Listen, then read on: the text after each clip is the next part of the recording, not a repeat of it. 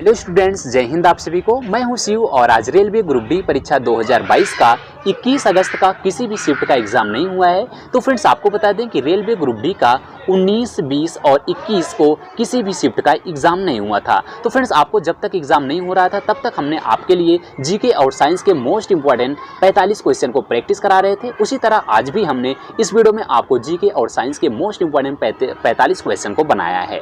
तो फ्रेंड्स आपको बता दें कि जिन भी स्टूडेंट्स का अभी तक एग्जाम नहीं हुआ है वो लोग इस 45 क्वेश्चन को जरूर पढ़ना, क्योंकि फ्रेंड्स जितने भी आज अभी तक आपके रेलवे ग्रुप डी के एग्जाम हुए यानी 6 शिफ्टों में एग्जाम हुआ है उस पर बेस्ड हमने जीके और साइंस के क्वेश्चन बनाए हैं।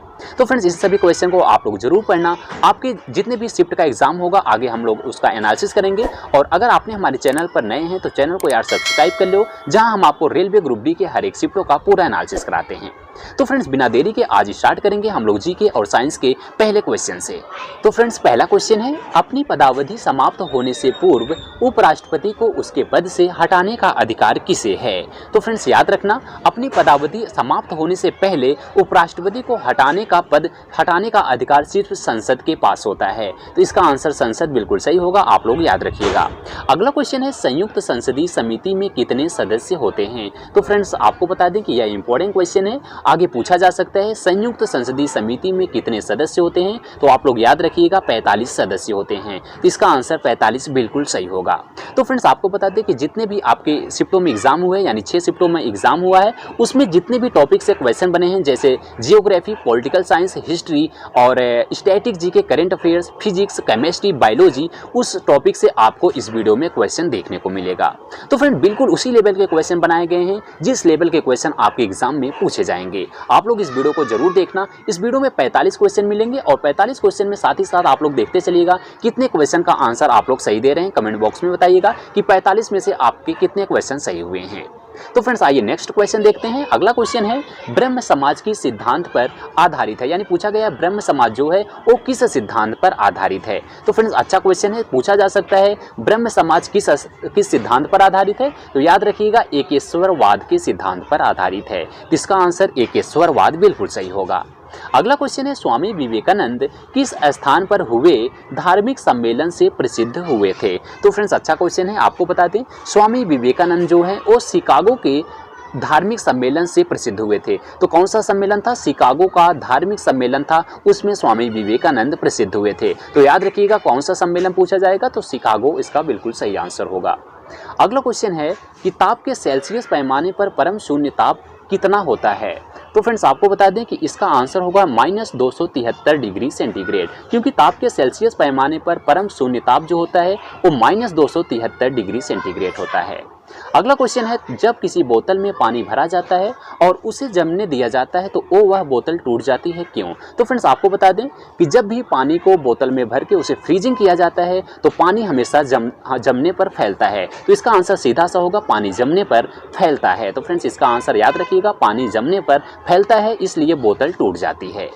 अगले क्वेश्चन को देखते हैं फ्रेंड्स। अगला क्वेश्चन है, एसिटिलीन का IUPAC नाम क्या होता है। तो फ्रेंड्स आपको बता दें केमिस्ट्री से क्वेश्चन पूछा जाता है IUPAC से। तो फ्रेंड्स याद रखना एसिटिलीन का जो IUPAC नेम होता है वो इथाइन होता है।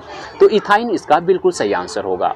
अगला क्वेश्चन है फ्रेंड्स, सिगरेट लाइटर में कौन सी गैस प्रयुक्त होती है। तो फ्रेंड्स आपको बता दें सिगरेट लाइटर में हमेशा ब्यूटेन गैस को डाला जाता है, इसलिए वह उसमें ब्यूटेन गैस होती है। तो सीधा सीधा क्वेश्चन पूछा जाएगा कि सिगरेट लाइटर में कौन सी गैस प्रयुक्त होती है। तो याद रखिएगा ब्यूटेन गैस उसमें होती है।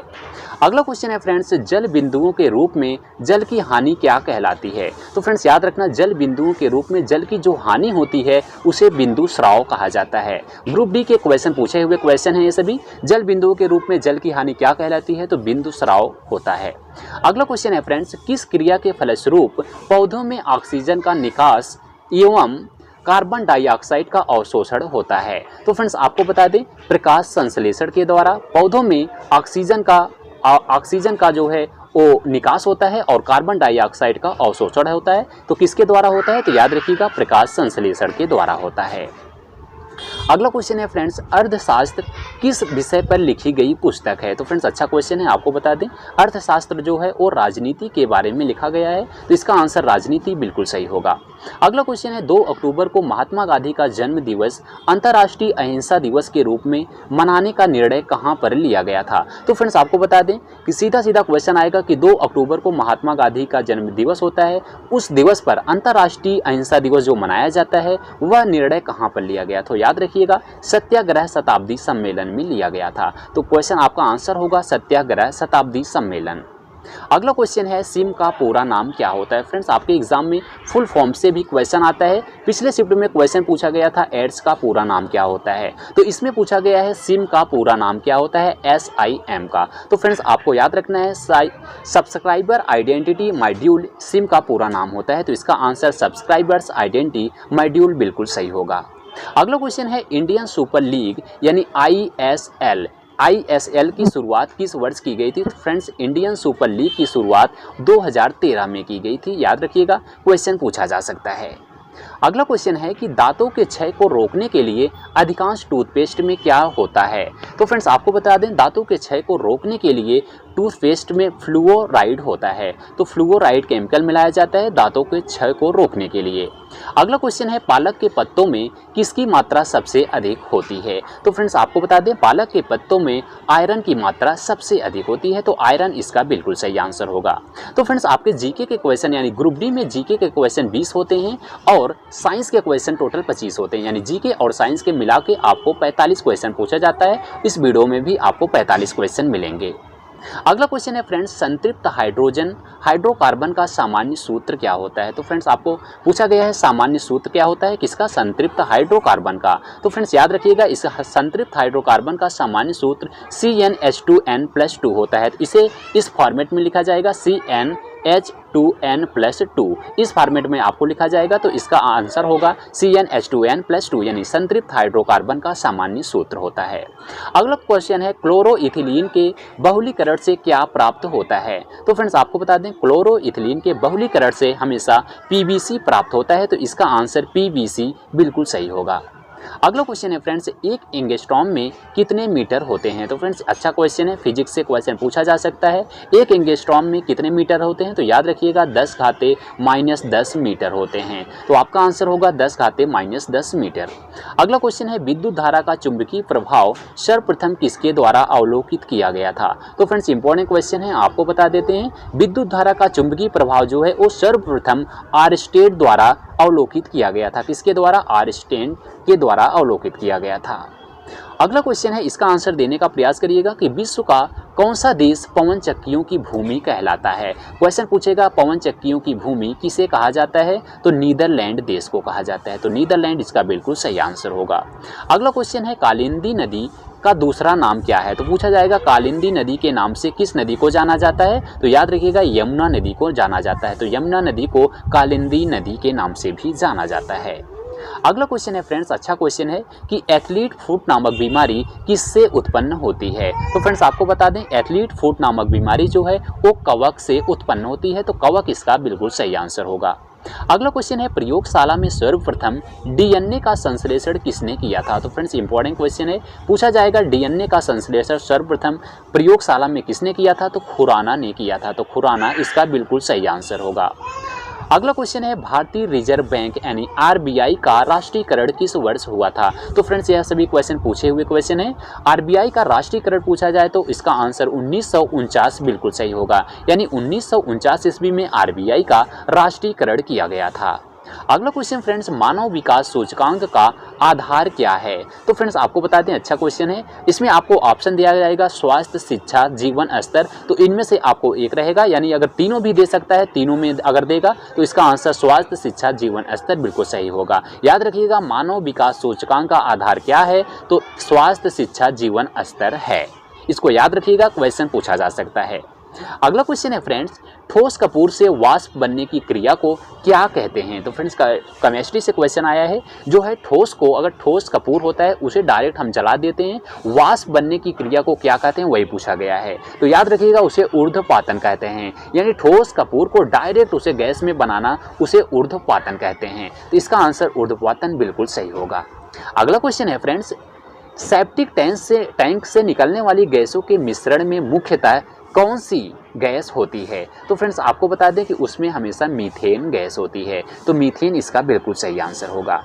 अगला क्वेश्चन है फ्रेंड्स, फीनिक्स फॉर्म की स्थापना किसने किया था? तो फ्रेंड्स याद रखना, फीनिक्स फॉर्म की स्थापना महात्मा गांधी ने किया था, तो इसका आंसर महात्मा गांधी बिल्कुल सही होगा। आपको ऑप्शन भी दे सकता है कि यानी महात्मा निम्नलिखित में से महात्मा गांधी ने किसकी स्थापना की थी, उसमें से आपको फीनिक्स फॉर्म ऑप्शन में दिया गया होगा। तो याद रखिएगा, फीनिक्स फॉर्म की स्थापना महात्मा गांधी ने की थी। अगला क्वेश्चन है फ्रेंड्स, साइमन कमीशन का भारत में आगमन किस वर्ष में हुआ था? तो फ्रेंड्स अच्छा क्वेश्चन है, आपको बता दें साइमन कमीशन का भारत में आगमन सन 1928 ईस्वी में हुआ था। तो 1928 ईस्वी में साइमन कमीशन भारत आया था। अगला क्वेश्चन है फ्रेंड्स, देखिए अच्छा क्वेश्चन है, आपको बता दें क्यूसेक से क्या मापा जाता है? फिजिक्स से डायरेक्ट क्वेश्चन पूछा जाएगा। क्यूसेक से क्या मापा जाता है? तो याद रखिएगा, जल का बहाव मापा जाता है, यानी जल का, बहते हुए जल का जब उसे बहाव मापा जाता है तो उसे क्यूसेक से मापा जाता है। किस यंत्र से मापा जाता है जल का बहाव? क्यूसेक, याद रखिएगा। अगला क्वेश्चन है कि क्रिकेट की गेंद को किस कोण से फेंका जाना चाहिए ताकि वह अधिकतम दूरी तक जा सके? तो फ्रेंड्स आपको बता दें, क्षैतिज से अगर आप 45 डिग्री के कोण पर किसी भी वस्तु को, किसी भी कण को फेंकेंगे तो वह अधिकतम दूरी तय करेगी। तो किस कोण पर? 45 कोण पर। 36 से 45 के अंश पर फेंकने पर हमेशा वस्तु अधिकतम दूरी तय करती है। फिजिक्स का क्वेश्चन है, तो याद रखिएगा 46 से 45 कोण पर वस्तु को फेंकने पर अधिकतम दूरी तय करती है। अगला क्वेश्चन है फ्रेंड्स, देखिए किसने न्यूटन से पूर्व ही बता दिया था कि सभी वस्तुएं पृथ्वी की ओर गुरुत्वाकर्षित होती हैं? तो फ्रेंड्स आपको बता दें कि आपके एग्जाम में साइंस में से आपको फिजिक्स से ज़्यादा क्वेश्चन पूछे जाते हैं। आप कंपैरिजन करेंगे केमिस्ट्री और बायोलॉजी से तो उसमें फिजिक्स के क्वेश्चन ज़्यादा देखने को मिलते हैं, इसलिए इस वीडियो में हमने फिजिक्स के क्वेश्चन ज़्यादा रखे हैं। तो फ्रेंड्स आपको बता दें कि किसने न्यूटन से पूर्व ही बता दिया था कि सभी वस्तुएं पृथ्वी की ओर गुरुत्वाकर्षित होती हैं? तो याद रखिएगा, ब्रह्मगुप्त ने बताया था। ब्रह्मगुप्त ने पहले ही, न्यूटन से पहले ही बता दिया था कि वस्तुएं जो हैं वो पृथ्वी की ओर गुरुत्वाकर्षित होती हैं। तो याद रखिएगा, किसने बताया था? ब्रह्मगुप्त ने बताया था। अगर बात करते हैं ब्रह्मगुप्त की, तो फ्रेंड्स ब्रह्मगुप्त कौन थे? आपको बताते हैं, ब्रह्मगुप्त गणितज्ञ के साथ साथ खगोल शास्त्री भी थे। इन्होंने कई पुस्तकें लिखी थी ब्रह्मगुप्त ने। तो याद रखिएगा, न्यूटन से पहले किसने बताया था? ब्रह्मगुप्त ने बताया था। अगला क्वेश्चन है, साबुन कपड़ों की बेहतर सफाई में क्यों सहायक होता है? तो फ्रेंड्स आपको बता दें, साबुन जो है कपड़े की बेहतर सफाई के लिए प्रयोग किया जाता है, इसलिए कि यह घोल के पृष्ठीय तनाव को कम करता है। क्यों करता है? क्या करता है? यह पृष्ठीय तनाव को कम करता है, इसलिए साबुन कपड़ों की बेहतर सफाई में प्रयोग किया जाता है। अगला क्वेश्चन है फ्रेंड्स, रेडियो धर्मिता का यूनिट क्या होता है? यानी रेडियो धर्मिता का मात्रक क्या होता है, यह पूछा गया है। तो आपका आंसर क्यूरी बिल्कुल सही होगा। रेडियो धर्मिता का मात्रक क्यूरी होता है। अगला क्वेश्चन है, चुंबकीय डिस्क पर किस पदार्थ की परत होती है? तो फ्रेंड्स आपको बता दें, चुंबकीय डिस्क पर आयरन ऑक्साइड की पदार्थ की परत होती है। तो याद रखिएगा, चुंबकीय डिस्क पर आयरन ऑक्साइड की परत होती है। आगे क्वेश्चन पूछा जा सकता है। अगला क्वेश्चन है फ्रेंड्स कि कोशिका के वैज्ञानिक अध्ययन को क्या कहा जाता है? तो इंपॉर्टेंट क्वेश्चन है फ्रेंड्स। कोशिका के वैज्ञानिक अध्ययन को साइटोलॉजी कहा जाता है। क्या कहा जाता है? साइटोलॉजी कहा जाता है। अगला क्वेश्चन है, दही जमाने में किस सूक्ष्म जीव का प्रयोग किया जाता है? यानी किस सूक्ष्म जीव के कारण दही जमता है? तो लैक्टोबैसिलस के कारण दही जो है वो जमता है। तो याद रखिएगा, किस जीव के कारण? लैक्टोबैसिलस जीव के कारण दही जमता है। अगला क्वेश्चन है, बीटा किरणें किस प्रकार का आवेश वहन करती हैं? तो फ्रेंड्स याद रखिएगा, बीटा किरणें हमेशा ऋणात्मक आवेश वहन करती हैं। तो ऋणात्मक आवेश वहन करने वाली किरणें कौन सी हैं? बीटा किरणें होती हैं। अगला क्वेश्चन है, तत्वों की आवर्त सारणी के जनक कौन हैं? तो फ्रेंड्स तत्वों के आवर्त सारणी के जनक मेंडलीव हैं। तो मेंडलीव इसका बिल्कुल सही आंसर होगा। अगला क्वेश्चन है फ्रेंड्स, देखिए अब इसके बाद करंट अफेयर्स के क्वेश्चन चालू होंगे। आपके एग्जाम में करंट अफेयर्स से 5 से 6 क्वेश्चन पूछे जाएंगे। 5 से 6 क्वेश्चन जो भी होंगे वो 2021 और 2022 के पूछे जाएंगे। तो इस वीडियो में भी आपको 5 करंट अफेयर्स के क्वेश्चन मिलेंगे 2021 और 2022 के। तो करंट अफेयर्स का क्वेश्चन है, फ्रेंच ओपन 2021 का पुरुष वर्ग का खिताब किसने जीता है? तो फ्रेंड्स आपको बता दें, फ्रेंच ओपन 2021 का पुरुष वर्ग का खिताब नोवाक जोकोविच ने जीता है। तो याद रखिएगा, क्वेश्चन पूछा जा सकता है। अगला क्वेश्चन है, विश्व का पहला देश कौन सा बना जिसने गोल्डन राइस उत्पादन को मंजूरी प्रदान की है? तो पूछा जाएगा, गोल्डन राइस उत्पादन को मंजूरी किस देश ने प्रदान किया है? तो फिलीपींस ने किया है। तो फिलीपींस इसका बिल्कुल सही आंसर होगा। अगला क्वेश्चन है फ्रेंड्स करंट अफेयर से कि हाल ही में किस राज्य सरकार ने एक ब्लॉक एक उत्पाद योजना की शुरुआत की है। तो फ्रेंड्स याद रखना, एक ब्लॉक एक उत्पाद योजना की शुरुआत हरियाणा राज्य ने शुरू किया है। तो हरियाणा इसका बिल्कुल सही आंसर होगा। अगला क्वेश्चन है किस राज्य सरकार ने ट्रांसजेंडरों को सरकारी सेवाओं में 1% आरक्षण देने की घोषणा की है। तो फ्रेंड्स याद रखना, ट्रांसजेंडरों की सरकारी सेवाओं में 1% आरक्षण देने की घोषणा कर्नाटक राज्य ने किया है। तो कर्नाटक राज्य इसका बिल्कुल सही आंसर होगा।